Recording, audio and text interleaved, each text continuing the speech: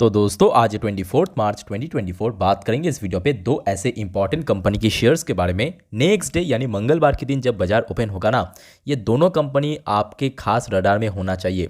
Because आज की date पे बाजार जब क्लोज था संडे के दिन, आरबीआई की तरफ से कुछ ऐसे स्ट्रिक्ट डिसीजन लिया गया है ये दोनों कंपनी के ऊपर, और जिसका इम्पैक्ट स्वरूप आपको नेक्स्ट डे मंगलवार के दिन जैसे बाजार ओपन होगा गिरावट के साथ आई थिंक देखने को मिल सकता है। आइए अब एक एक करके देख लेते हैं कंपनी का नाम और उसके साथ साथ मामला क्या है, क्या घटना हुआ। तो दोस्तों सबसे पहले कंपनी का नाम है आईएफएल फाइनेंस लिमिटेड और दूसरे कंपनी का नाम है जेएम फाइनेंशियल लिमिटेड। तो दोस्तों आपको याद होगा इसी महीने की बात है, इसी महीने की एकदम शुरुआत में फर्स्ट वीक में ये दोनों कंपनी की कुछ पर्टिकुलर सेगमेंट को आरबीआई ने बैन लगा दिया था, रेस्ट्रिक्शन लगा दिया था। तो वो तो अलग बात है। आज की डेट पे पहले मैं आपको दिखाना चाहता हूँ ये कब का अपडेट है, पहले आप देख लीजिए। ये दोस्तों आज 24 तारीख दोपहर 3:01 का लेटेस्ट अपडेट है। न्यूज़ का हेडलाइन कुछ ऐसा है, RBI to conduct special audit for regulatory breaches by IFL finance, साथ में जेएम फाइनेंशियल प्रोडक्ट। तो यहाँ पे दोस्तों आरबीआई ने एक स्पेशल ऑडिट करने जा रहा है ये दोनों कंपनी के ऊपर, ठीक है। और इसके पीछे रीज़न बहुत ही सिंपल है, कुछ यहाँ पे जो नॉर्म्स था, गाइडलाइंस था, उसको ब्रेक करने के कारण। आइए अब देख लेते हैं अल्टीमेटली न्यूज़ में क्या लिखा है। तो देखिए, IFL finance limited and JM financial product limited यानी JMFPL will undergo a special audit to further probe their regulatory breaches. Okay, further probe, इस लाइन को ध्यान से पढ़ना, will undergo a special audit to further probe their regulatory breaches as the reserve bank, मतलब जो India की central bank है, has initiated the process for the appoint of auditor. तो यहाँ पे कुछ ऑडिटर्स अपॉइंट कर रहे हैं। The reserve bank has floated 2 separate tender for the appointment of auditor. तो यहाँ पे दो अलग अलग टेंडर निकाला है, मतलब ऑडिटिंग जो कंपनी है ना, यहाँ पे ऑडिटिंग करने के लिए auditor for special audit of these 2 non banking financial companies यानी एनबीएफसीज के लिए दोस्तों यहाँ पे अलग अलग 2 ऑडिटर यहाँ पे हायर करने जा रहा है, ठीक है। तो ये मैं बोलूँगा थोड़ा चिंताजनक बात है, बिकॉज यहाँ पे अगर कुछ ना कुछ इधर उधर घोटाला देखने को मिले, इम्पैक्ट आपको काफ़ी नेगेटिवली देखने को मिलेगा। तो ये कब होगा, तो देखिए यहाँ पे मेंशन भी किया, this selected firm will be awarded work on 12 अप्रैल 2024। तो मतलब न्यू फाइनेंशियल ईयर 25 में आपको देखने को मिलेगा, मतलब अप्रैल की फर्स्ट या सेकेंड वीक पे, as per the beat document, ठीक है। अब मैं आपको थोड़ा एक बार दिखाना चाहता हूँ कि एक्चुअली हुआ क्या था। आज से कुछ टाइम पहले मैं आपको दिखाता हूँ। ये देखिए, सबसे पहले आईएफएल फाइनेंस के साथ क्या हुआ था, ये देखिए। ये इसी महीने मतलब मार्च की फर्स्ट वीक की बात है। The central bank barred IFL finance from sanctioning और distribution gold loan after the certain material supervisory concern were the observe in the gold loan portfolio. ये जो पर्टिकुलर सेगमेंट है, ठीक है, जो गोल्ड लोन सैंक्शन करने के, उसके ऊपर दोस्तों बैन लगा दिया था, या बोल सकते हो कि रेस्ट्रिक्शन लगा दिया था। ये दोस्तों इसी महीने की शुरुआत में हुआ था, हमने देखा था। सेम चीज़ अगर आप देखेंगे जेएम फाइनेंशियल के साथ भी कुछ ऐसा ही हुआ था, कुछ स्पेसिफिक सेगमेंट पे जेएम फाइनेंशियल को भी रेस्ट्रिक्शन लगा दिया था। और यहाँ पे दोस्तों अभी फर्दर इसके ऊपर ऑडिटिंग होने जा रहा है, ठीक है। यहाँ पे आप देखिए, अ डे आफ्टर, बिकॉज जो हुआ था आईएफएल फाइनेंस के साथ ठीक नेक्स्ट डे पे ही मैं आपके साथ शेयर भी किया था, दो एकदम बाद दिन था। तो यहाँ पे मेंशन किया, the reserve bank imposed restriction on JM financial product limited following the finding that the company indulged in various manipulation including repeatedly helping a group of its own customers to bid off various IPO using loan debt fund।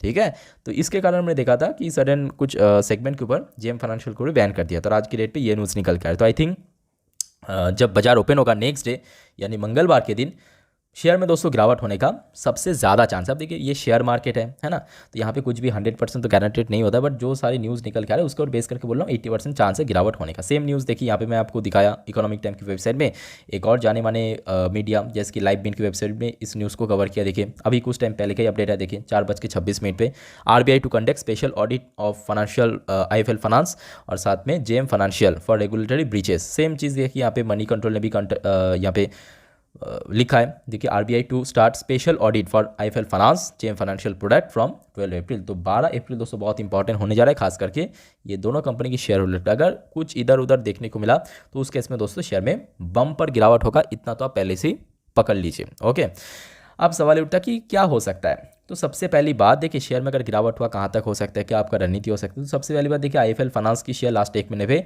बम पर crash किया। खास करके हमने देखा जब ये update आया था, याद करके देखिए इसी महीने की, जो अभी मैं आपको बोल रहा था ना कि पहली वीक पे ये एक्चुअली अपडेट आया था कि गोल्ड लोन के ऊपर एकदम ही रेस्ट्रिक्शन लगा दिया है ना। तो उसके बाद ही देखिए शेयर एकदम 597 था, उसके पहले सीधा सीधा देखिए सिर्फ 2 दिन के भीतर 382 पे पहुंच चुका है। इवन वहाँ पे रुका नहीं, अगर आप देखेंगे लास्ट कुछ हफ्तों के अंदर भी कंसिस्टेंट करेक्शन इसमें देखने को मिला। उसके पीछे ऑब्वियसली ये बात भी सही है कि ये एक मिड कैप कंपनी है, mid cap small cap segment की कंपनी है, और खास तौर से ये सेगमेंट पे लास्ट 2 हफ्तों के अंदर बहुत ज़्यादा तूफान आया, या बोल सकते हैं एक टाइप की गिरावट देखने को मिला। तो आईएफएल फाइनेंस की बात करें, शेयर देखिए 6 महीने पे लोएस्ट पॉइंट पे पहुंच चुका है। 1 साल की बात करें तो भी आप देखोगे ये लोएस्ट पॉइंट पे चल रहा है। और अगर हम 5 साल की चार्ट पैटर्न को ऑब्जर्व करें तो यहाँ पे जो नीचे की तरफ जो स्ट्रॉन्ग सपोर्ट लेवल, या आप बोल सकते हो जो अच्छा सपोर्ट यहाँ पे लेवल है, लगभग 290 से लेके 300 के भीतर, जो हमने देखा था 2022 की इसी मतलब मई के आसपास ही सपोर्ट मिला था। कौन सा लेवल? 290 से लेके 300। ये दोस्तों एक अच्छा सपोर्ट लेवल आपके आईएफएल फाइनेंस के लिए हो सकता है। बट कोई भी सिनेरियो पे मैं आपको बोलूँगा इमीडिएटली इसमें बाई करने की ज़रूरत नहीं है, जहाँ पे खुद आरबीआई सैंक्शन लगाया या रेस्ट्रिक्शन लगाया कुछ पर्टिकुलर सेगमेंट पे, जहाँ पे कंपनी को एक अच्छा रेवेन्यू जनरेट होता है, तो आई थिंक यहाँ पे आपको अभी इग्नोर करना ही बेटर ऑप्शन रहेगा। बाकी देखिए आपके पास अगर शेयर है तो उस केस में अभी वेट कर जाइए। अगर शेयर में फर्दर जंप हुआ या कभी छोटे मोटे अच्छे अपडेट के अकॉर्डिंग शेयर में जंप देखने को मिला, तो उस केस में आप चाहे तो सेल भी निकल सकते हो। सेम चीज़ अगर हम बात करें जेम शेयर, अच्छा यहाँ पे मैं आपको एक और चीज़ दिखाना चाहूँगा कि आईएफएल फाइनेंस की जो लास्ट क्वार्टर की रिजल्ट या लास्ट कुछ फाइनेंशियल रिजल्ट वाइज दोस्तों कंपनी बहुत अच्छी कंपनी, एक्चुअल में अगर देखा जाए बहुत अच्छा ग्रोथ कंपनी रखा था। बिकॉज हो सकता है कि इस पर्टिकुलर सेगमेंट में कंपनी को रेस्ट्रिक्शन लगा दिया, बट बाकी जो सेगमेंट है वो भी दोस्तों बहुत अच्छा काम किया। मैं आपको दिखाता हूँ, ये देखिए कंपनी की सेल्स ग्रोथ की बात करें लास्ट 5 साल पे, 10 साल पे, या 3 साल पे, या 1 साल पे, या प्रॉफिट की बात करें, हाईली प्रॉफिटेबल कंपनी है। बट हाँ आप देखिए आरबीआई क्योंकि इसके खिलाफ हो गया, तो अब इसलिए यहाँ पे किसी को कुछ नहीं कर सकते, क्योंकि वो खुद सेंट्रल बैंक है। कुछ अगर कोई कर ही सकते हैं तो उस केस में सिर्फ फाइनेंस मिनिस्ट्री कर सकते, और कुछ नहीं कर सकते, ठीक है। और कोई जेएम फाइनेंशियल की बात करें, ये शेयर 6 महीने की लोएस्ट पॉइंट पे पहुंच चुका, बट 1 साल में काफ़ी अच्छे रिटर्न दिया। स्टिल इतना गिरावट होने के बावजूद भी एक्चुअली देखा जाए कंपनी अच्छी कंपनी था, बट हाँ यहाँ पे कुछ इंटरनल इशू हमें देखने को मिला मैनेजमेंट द्वारा, जिस वजह से रेस्ट्रिक्शन लगे थे। और आई थिंक होना भी चाहिए, क्योंकि कहीं ना कहीं देखा जाए जो यहाँ पे फंडामेंटल है वो तो देखिए स्ट्रांग होना चाहिए, या आप बोल सकते हो मैनेजमेंट का जो काम है वो एकदम नीट एंड क्लीन होना चाहिए। यहाँ पे कुछ भी घोटाला नहीं होना चाहिए, है ना। तो अगर हम बात करें इसके बाद जो लास्ट टाइम सपोर्ट मिला था, हमने देखा था लास्ट ईयर अगस्त पे, जैसे कि आप देख सकते हो 70 से 72 रुपये के आसपास।